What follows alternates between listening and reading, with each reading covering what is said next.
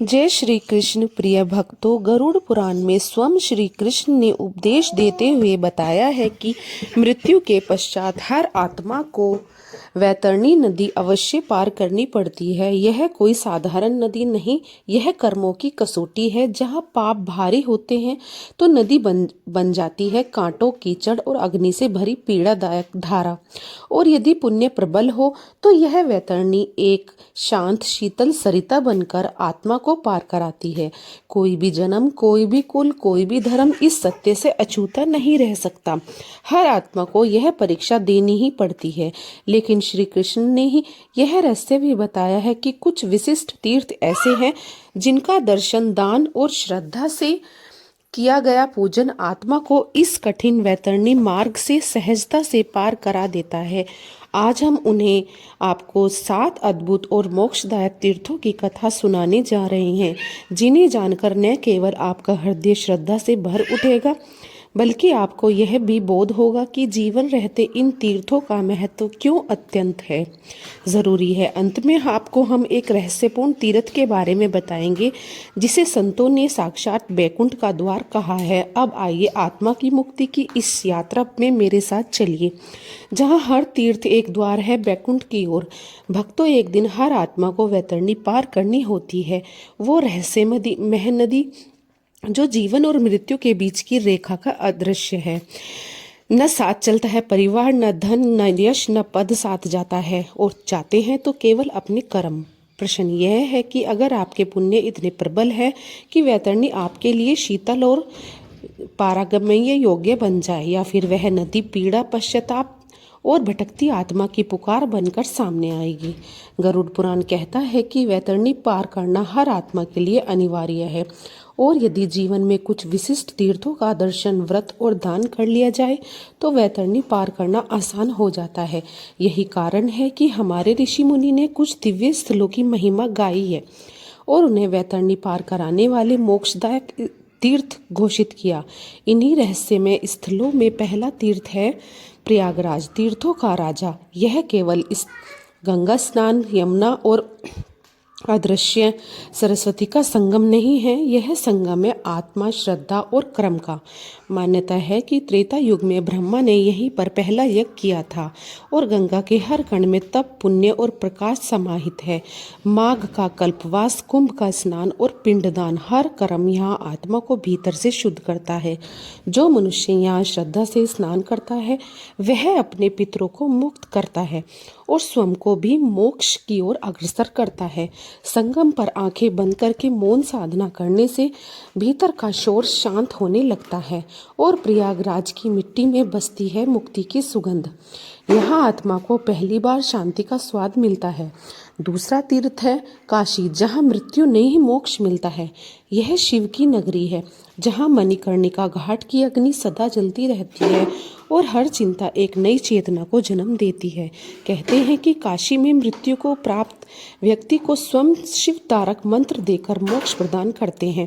काशी की गलियों में भक्ति गूंजती है और विश्वनाथ मंदिर में घंटियों में ब्रह्मांड की ध्वनि सुनाई देती है। जो व्यक्ति जीवन में एक बार भी काशी आता है वह मृत्यु से डरना छोड़ देता है। यहाँ हर क्षण आत्मा को उसकी असली पहचान मिलती है। तीसरा तीर्थ है द्वारिका, श्री कृष्ण की लीला भूमि। यहाँ हृदय श्रद्धा से भर उठता है। समुद्र के किनारे खड़ा भक्त जब कृष्ण का नाम जपता है तो ऐसा प्रतीत होता है जैसे द्वापर युग फिर से लौट आया हो। द्वारिकाधीश के चरणों में सिर झुकाना केवल एक परंपरा नहीं है, यह आत्मसमर्पण का उत्सव है। कहते हैं कि द्वारिका के दर्शन मात्र से ही जन्मों के पाप नष्ट हो जाते हैं और आत्मा प्रेम के सागर में डूब जाती है। चौथा तीर्थ है जगन्नाथपुरी, जहाँ भगवान स्वयं भक्तों तक आते हैं। रथ यात्रा केवल उत्सव नहीं, यह वह क्षण है जब ईश्वर अपने भक्त को आलिंगन देने पृथ्वी पर उतरते हैं। यहाँ के मंदिर की भव्यता, समुद्र की गर्जना और शंख ध्वनि मिलकर एक दिव्य वातावरण रचते हैं। महाप्रसाद केवल भोजन नहीं, यह ईश्वर कृपा का भौतिक रूप है। जो श्रद्धा से सेवा करता है उसे न केवल पुण्य की प्राप्ति होती है, बल्कि आत्मा बैकुंठ मार्ग की ओर चल पड़ती है। जब मृत्यु का मौन स्पर्श आत्मा को जगत के सारे बंधनों से मुक्त करता है, तब वह गूढ़ यात्रा पर निकलती है, जहाँ न शरीर साथ होता है, न रिश्ते, न संपत्ति, न मान, केवल कर्मों का भार और श्रद्धा का प्रकाश ही मार्गदर्शन बनता है। इस अनंत यात्रा की सबसे पहली चुनौती है वैतरणी नदी। यह रहस्यमयी दिव्य सरिता जो जीवन और मृत्यु के बीच बहती है। गरुड़ पुराण, पद्म पुराण और ब्रह्म पुराण जैसे अनेक शास्त्रों में उल्लेख है कि जो आत्मा जीवन में कुछ विशेष तीर्थों का दर्शन कर लेती है, उसे वैतरणी पार करने में सहायता मिलती है। इन्हीं तीर्थों में पांचवा तीर्थ है रामेश्वरम। भारत के दक्षिण छोर पर स्थित वह पुण्य भूमि जहाँ श्री राम ने लंका विजय से पूर्व समुद्र के किनारे शिवलिंग की स्थापना की थी। रामेश्वर हमें यह सिखाता है कि शिव और विष्णु दो नहीं हैं, यह एक ही ब्रह्म के दो रूप हैं, जिनका उद्देश्य केवल आत्मा का कल्याण है। रामनाथ स्वामी मंदिर की भव्यता, समुद्र की लहरों की गूंज और वेद मंत्रों की ध्वनि साधक को उस दिव्यता का अनुभव कराती है जो शब्दों के परे है। यहाँ का समुद्र स्नान और 22 तीर्थ कुंडों का दर्शन केवल एक तीर्थ यात्रा नहीं, बल्कि आत्मा का शोधन है। शास्त्रों में यह स्पष्ट कहा गया है कि जो व्यक्ति यहाँ श्रद्धा से स्नान करता है और शिव पूजन करता है, उसके जन्मों के पाप नष्ट हो जाते हैं और वैतरणी उसके लिए एक शीतल मार्ग बन जाती है। रामेश्वर हमें यह भी बताता है कि नम्रता, क्षमा, त्याग और ईश्वर प्रेम से ही बैकुंठ तक पहुंचने का सेतु है। छठा मार्ग है मथुरा, जहां प्रेम और मोक्ष का मार्ग होता है। यमुना के तट पर बसी यह भूमि मात्र एक नगरी नहीं है, वह प्रेम की वह धरती है जहां भगवान श्री कृष्ण ने बाल्यकाल में अपनी लीला का रूप अवतार लिया था।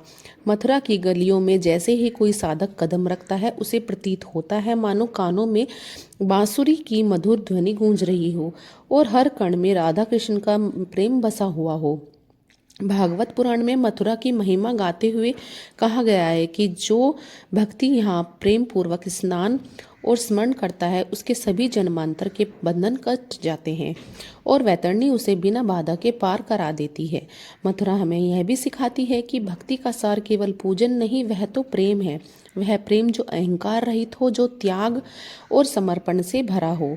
यहाँ आने वाला हर भक्त जब एक बार श्री कृष्ण की मूर्ति के सम्मुख आंखें मूंदता है, तो उसका हृदय भक्ति में इतना डूब जाता है कि संसार के मोह से धीरे धीरे विलीन होने लगता है और आत्मा स्वयं को बैकुंठ के निकट अनुभव करती है। सातवां और अंतिम तीर्थ है बद्रीनाथ, जिसे बैकुंठ का द्वार कहा गया है। उत्तर भारत के हिमालय क्षेत्र में नीलकंठ पर्वत की गोद में बसा यह तीर्थ स्थल केवल एक पवित्र स्थान नहीं, यह एक दिव्य अनुभूति है। बद्रीनाथ पहुंचते ही साधक के भीतर का शोर शांत हो जाता है और सांस गहराई लेने लगती है और चित्त स्वयं ध्यान की स्थिति में प्रवेश कर जाता है। यहाँ की शुद्ध वायु, मंद मंद बहती अलकनंदा की धारा और भगवान बद्री विशाल की स्थानीय मूर्ति का साधक आत्मा के उस केंद्र तक पहुँचाती है जहाँ ईश्वर विराजमान है। बद्रीनाथ को चारों धाम में सर्वोच्च माना गया है और स्कंद पुराण, विष्णु पुराण जैसे अनेक ग्रंथों में इसकी महिमा का विस्तार से वर्णन किया गया है। कहा गया है कि जो साधक श्रद्धा से बद्रीनाथ के दर्शन करता है, वह पुनर्जन्म के चक्र से मुक्त होकर परम धाम को प्राप्त होता है। यहाँ ध्यान में बैठकर जो व्यक्ति अपने अंतर को देखने का प्रयास करता है, वह धीरे धीरे मोह, भय और लालच जैसे अवगुणों से मुक्त हो जाता है और ब्रह्मा के निकट पहुंच जाता है। बद्रीनाथ का यह दिव्य स्वरूप साधक को केवल दर्शन नहीं देता, यह आत्मा में चेतना की वह तरंग उत्पन्न करता है जो मोक्ष की ओर ले जाती है। यह थे 7 पवित्र तीर्थ, प्रयागराज, काशी, गया, द्वारिका, रामेश्वर, मथुरा और बद्रीनाथ, जिन्हें जीवन में एक बार अवश्य जाना चाहिए, क्योंकि यही वह दिव्य स्थान है जहाँ श्रद्धा, तप और प्रेम से की गई साधना आत्मा को वैतरणी पार कराने में समर्थ बनाती है। यदि आप इनमें से किसी तीर्थ पर जा चुके हैं तो कमेंट सेक्शन में अपना अनुभव साझा करें। यदि कोई तीर्थ छूट गया हो तो कृपया लिखें। तीर्थों में एक तीर्थ है गया, जहाँ पिंड दान करने से पितरों को मुक्ति मिलती है। गया में विष्णु पद मंदिर के चरण चिन्हों में वह कंपन आज भी जीवित है जो आत्मा को पितृ ऋण से मुक्त कराता है। यहाँ का श्राद्ध केवल कर्मकांड नहीं, यह आत्मा का कर्तव्य है। जो गया में विधि पूर्ण तर्पण करता है, उसके पितर संतुष्ट होकर स्वर्ग की ओर प्रस्थान करते हैं। एक तीर्थ है हरिद्वार, जहाँ गंगा की धारा स्वयं मोक्षदायिनी बनकर बहती है। हरिद्वार में जब आरती के समय दीपों की रेखा गंगा पर तैरती है तो ऐसा लगता है मानो स्वर्ग ही धरती पर आ गया हो। यहाँ गंगा स्नान आत्मा के पापों को धोकर उसे प्रकाश की ओर अग्रसर करता है। एक तीर्थ है गोनासिका, जहाँ से वैतरणी नदी का उद्गम होता है। उड़ीसा स्थित यह तीर्थ बहुत कम लोगों को पता है, परंतु गरुड़ पुराण में इसका उल्लेख मिलता है। जो कि श्रद्धा से गोनासिका जाकर स्नान करता है और दान करता है, उसकी आत्मा को वैतरणी पार करना सहज हो सकता है।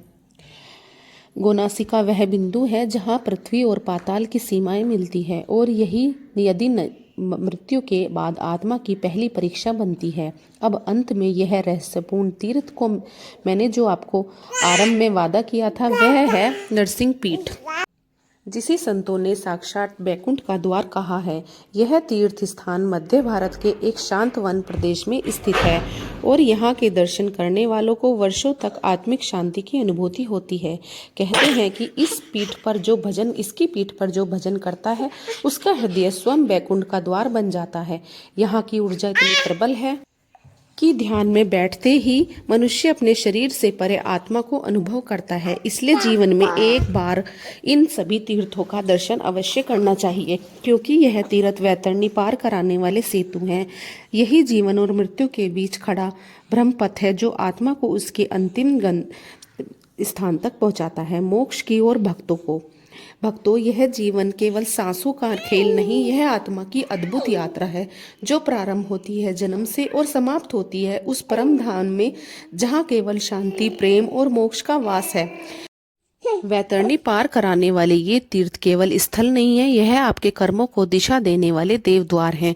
यदि आपने इस भक्ति यात्रा से कुछ भी सीखा हो तो इस ज्ञान को केवल अपने तक न रखें, इसे लाइक करें तथा ताकि आपके भीतर की श्रद्धा की लो और प्रज्वलित हो सके। शेयर करें ताकि आपकी आत्माएं वैतरणी पार कराने वाले इन दिव्य स्थानों की महिमा को जान सके। और सब्सक्राइब करें हमारे चैनल को, जहां हर दिन आपके लिए लाते हैं पुराने और गूढ़ रहस्य, आत्मा को स्पर्श करने वाली कहानियां और मोक्षदायक सत्संग।